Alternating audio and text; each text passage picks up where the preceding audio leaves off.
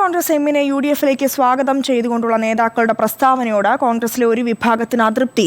കേരള കോൺഗ്രസിനെ അങ്ങോട്ട് പോയി ക്ഷണിച്ചുകൊണ്ട് വരേണ്ട കാര്യമില്ല എന്നാണ് പാർട്ടിയിലെ പൊതുവികാരം. അങ്ങനെ ഒരു സാഹചര്യം ഉണ്ടായാൽ എൽ.ഡി.എഫിൽ വിലപേശാനുള്ള അവസരം അവർക്ക് ലഭിക്കും. ഇപ്പോഴത്തെ നിലയിൽ മുന്നോട്ടു പോയാൽ ജോസ് കെ മാണിയും കൂട്ടരും താനെ യു.ഡി.എഫിലേക്ക് വരുമെന്നും മുതിർന്ന നേതാക്കൾ അഭിപ്രായപ്പെട്ടു.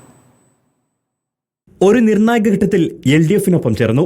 ഒപ്പം നിന്നവർ എന്ന പരിഗണന പോലും ഇല്ലാതെ ആരോപണങ്ങൾ വരെ ഉയർത്തി. മറുകണ്ഠത്തിലുള്ളവരെ യു.ഡി.എഫിലേക്ക് ക്ഷണിച്ചുകൊണ്ടുവരേണ്ട കാര്യമില്ല.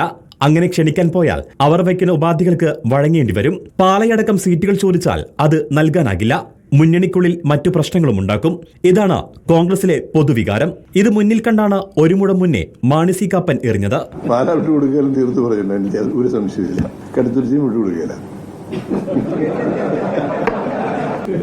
കോട്ടയം പാർലമെന്റ് വിട്ടുകൊടുക്കാൻ പറ്റത്തില്ല. രാജ്യസഭാ സീറ്റും കിട്ടാതെ രാഷ്ട്രീയമായി ഇടതുമുന്നണിയിൽ ആടിയുലയുന്ന സാഹചര്യം വന്നാൽ കേരള കോൺഗ്രസ് എം യു.ഡി.എഫിലേക്ക് വരും. വന്നേ പറ്റൂ. ആ സാഹചര്യത്തിൽ എതിർക്കേണ്ട കാര്യമില്ലെന്നും കോൺഗ്രസിലെ മുതിർന്ന നേതാക്കൾ പറയുന്നുണ്ട്. അതേസമയം സീറ്റ് നേടി കരുത്ത് കാട്ടിയ കേരള കോൺഗ്രസ് ജോസഫ് വിഭാഗം മാണി ഗ്രൂപ്പിന്റെ വരവിനെ അങ്ങനെ മനം തുറന്ന് സ്വാഗതം ചെയ്തേക്കില്ല. റിപ്പോർട്ടർ, കോട്ടയം.